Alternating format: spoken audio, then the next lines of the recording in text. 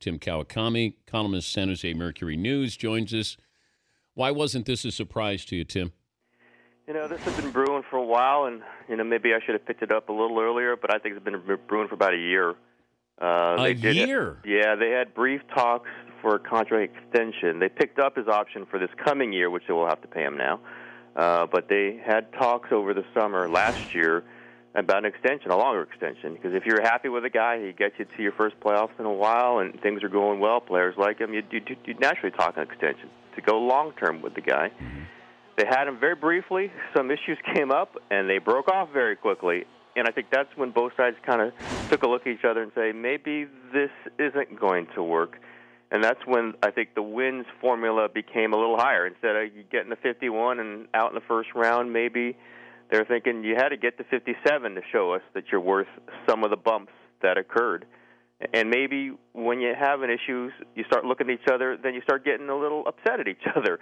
And the little things that bothered you about each other, I'm saying on both ways, begin to bother you a little bit more. And maybe, Mark started looking at people around him and started thinking they were plotting against him. And maybe those people who weren't thrilled with him did begin plotting against him. I think all those things kind of began over the summer. I didn't pick it up until recently, but the last few months, you really looked at it and said, that's probably where this began. That's where this soured. Again, it could have been saved a lot of different ways in a lot of different places and a lot of different times. I still believe he makes a run to the conference finals. This is a very different conversation. Well, they'd still be playing right now, but just timing-wise, this could have been very different.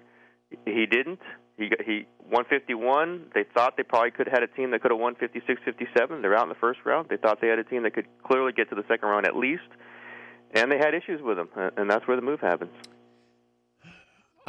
But I guess the surprising part is, management doesn't always get along with the coach and vice versa in a lot of sports. But, winning is the great elixir there. If the players liked Mark Jackson, supported him, played hard for him, that should be all that management cared about. There seems to be more to this story. It's maybe more about Mark and the person Mark is than the coach that Mark is. Yeah, I think that's clear. And a lot of the person that he is what helped him succeed with this locker room. I don't think there's any question about that. The big personality, the predicting things and making guarantees and telling them how good they were.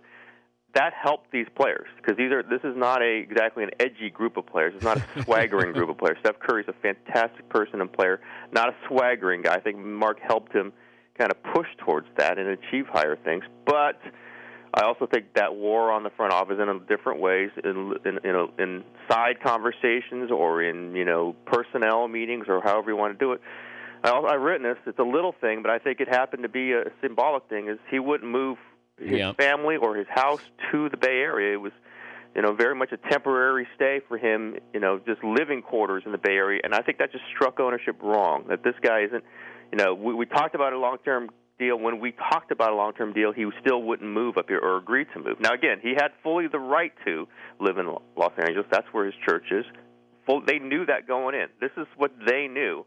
They wanted that to be altered. He didn't want to alter it, and that's kind of when the lack of trust began. And if he would have won more games, the equation changes. He won a lot of games, a lot more than most guys win here. Players played better and harder and played more defense than most guys here. But I think the formula was you got to win. You got to get a first-round home court advantage for them to start to begin to forget some of this stuff. Now, they got to do better than him with the next coach, and they know it. It's not going to be easy.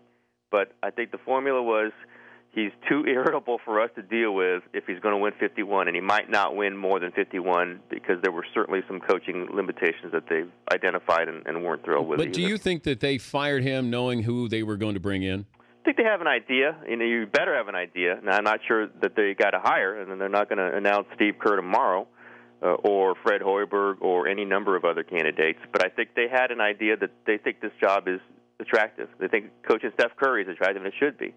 Now, we'll see if Joe Lacob, the owner, and Bob Myers and Jerry West or could be personalities that scare off guys if they have other opportunities. But I think it's still a pretty good job. You know you have ownership that's invested. You know that. You'd rather have that than ownership that isn't invested.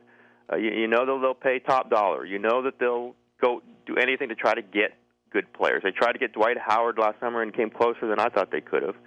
Now, Mark Jackson was part of the pull. Players liked playing for him. Andre Iguodala came because he wanted to play for Mark Jackson.